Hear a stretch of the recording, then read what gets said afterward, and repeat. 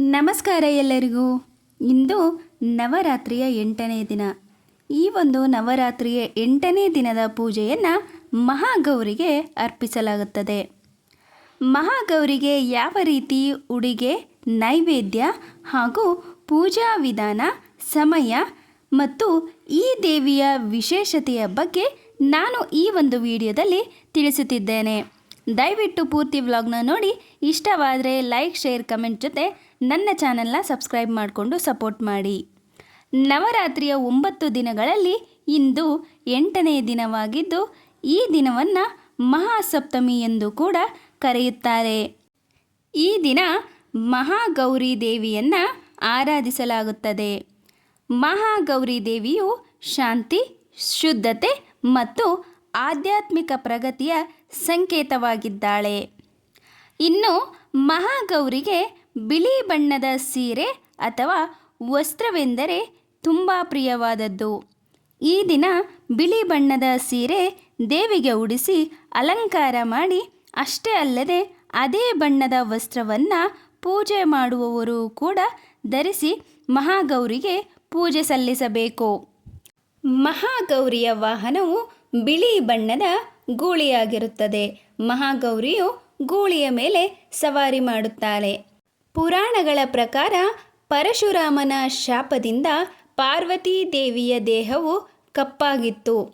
ನಂತರ ಮಹಾಗೌರಿಯು ಶಿವನನ್ನ ಕುರಿತು ತಪಸ್ಸು ಮಾಡಿ ಗಂಗಾ ನದಿಯಲ್ಲಿ ಸ್ನಾನ ಮಾಡಿದ ನಂತರ ಹಿಮದಂತೆ ಬಿಳಿಯಾಯಿತಂತೆ ಈ ಮಹಾಗೌರಿಯ ದೇಹ.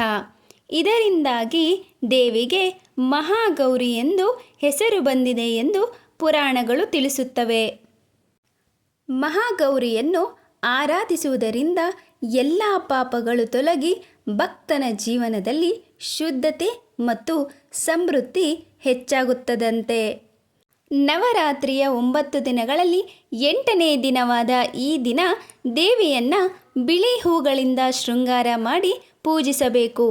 ಅಷ್ಟೇ ಅಲ್ಲದೆ ಹಾಲು, ತೆಂಗಿನಕಾಯಿ ಅಥವಾ ತಾಂಬೂಲವನ್ನು ಅರ್ಪಿಸಿ ಪೂಜೆ ಮಾಡಿದರೆ ಒಳ್ಳೆಯದು.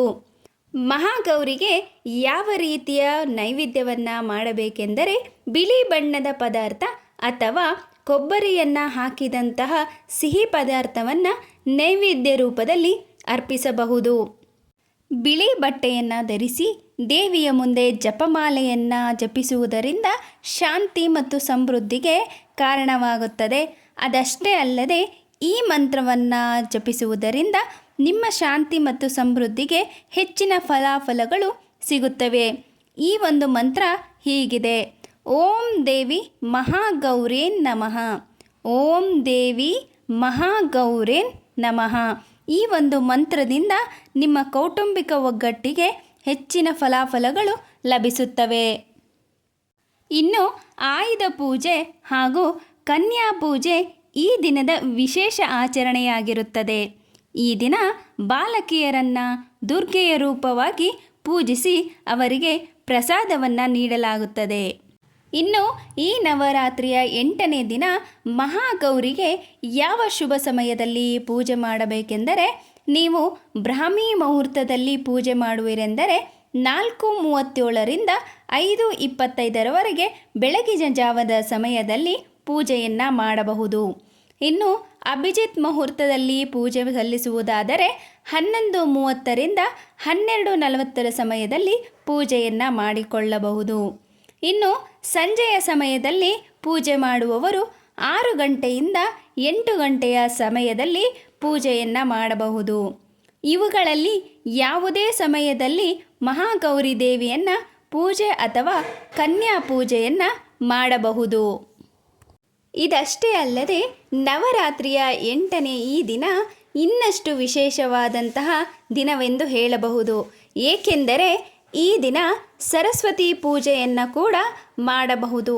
ಈ ಒಂದು ಸರಸ್ವತಿ ಪೂಜೆ ಮಾಡುವುದರಿಂದ ನಿಮ್ಮ ಮಕ್ಕಳ ವಿದ್ಯಾಭ್ಯಾಸಕ್ಕೆ ಹೆಚ್ಚು ಫಲಾಫಲಗಳು ದೊರೆಯುತ್ತವೆ. ಆಯುಧ ಪೂಜೆಗಳ ಜೊತೆ ನಿಮ್ಮ ಮಕ್ಕಳ ಪಠ್ಯಪುಸ್ತಕಗಳನ್ನು ಇಟ್ಟು ಅವರಿಂದಲೇ ಪೂಜೆ ಮಾಡಿಸುತ್ತಾ ಈ ಮಂತ್ರವನ್ನು ಜಪಿಸಬೇಕು.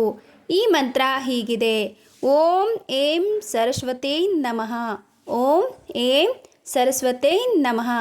ಈ ಒಂದು ಮಂತ್ರವನ್ನು ಹೇಳುತ್ತಾ ಸರಸ್ವತಿ ದೇವಿಗೆ ಭಕ್ತಿಯಿಂದ ಪೂಜೆ ಸಲ್ಲಿಸುವುದರಿಂದ ನಿಮ್ಮ ಮಕ್ಕಳ ವಿದ್ಯಾಭ್ಯಾಸದ ಆಸಕ್ತಿ ಹೆಚ್ಚುತ್ತದೆ.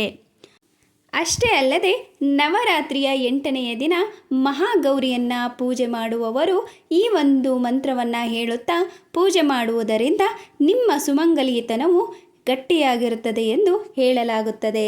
ಈ ಮಂತ್ರ ಹೀಗಿದೆ: ಸರ್ವಮಂಗಳ ಮಾಂಗಲ್ಯೆ ಶಿವೇ ಸರ್ವಾರ್ಥ ಸಾಧಿಕೆ ಶರಣ್ಯೇ ತ್ರಯಂಬಕೆ ಗೌರಿ ನಾರಾಯಣಿ ನಮೋಸ್ತುತೆ. ಇಷ್ಟೊತ್ತು ನವರಾತ್ರಿಯ 8ನೆಯ ದಿನವಾದ ಇಂದು ಮಹಾಗೌರಿಯ ವಿಶೇಷತೆ ಬಗ್ಗೆ ತಿಳಿಸಿದ್ದೇನೆ. ದಯವಿಟ್ಟು ಪೂರ್ತಿ ವ್ಲಾಗ್ನ ನೋಡಿ. ಇಷ್ಟ ಆದರೆ ಲೈಕ್, ಶೇರ್, ಕಮೆಂಟ್ ಜೊತೆ ನನ್ನ ಚಾನಲ್ನ ಸಬ್ಸ್ಕ್ರೈಬ್ ಮಾಡಿಕೊಂಡು ಸಪೋರ್ಟ್ ಮಾಡಿ. ಮತ್ತೆ ಹೊಸ ವ್ಲಾಗಲ್ಲಿ ನಿಮ್ಮನ್ನು ಭೇಟಿಯಾಗ್ತೀನಿ. ಅಲ್ಲಿವರೆಗೂ ಟೇಕ್ ಕೇರ್, ಬಾಯ್, ನಮಸ್ಕಾರ.